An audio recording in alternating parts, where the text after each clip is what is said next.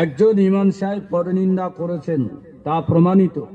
তারপর তিনি যে ব্যক্তি নিন্দা করেছেন তার কাছে ক্ষমা চেয়েছেন, তাহলে আত্মপ্রশ্ন করার কোনো জায়গা নেই। অনুতপ্ত হলে ক্ষমা যদি চায়, সেই ব্যক্তি ক্ষমা করে দিলে আর দোষ থাকে না। এখন প্রশ্ন হলো যে ইমামের পিছনে জামাতের সহিত নামাজ পড়া যাবে কি? উত্তর তো এর মধ্যেই আছে, যে যা নিন্দা করেছেন সে যদি ক্ষমা করে দেয় আর ইমাম সাহেবের দোষ থাকলো না। আর তায়েবু লিমাল্লাহ জামবাল্লাহ কামাল্লাহ জামবাল্লাহু, গুনাহগার ব্যক্তি যদি আল্লাহর কাছে তওবা করে তাহলে আর গুনাহ থাকে না।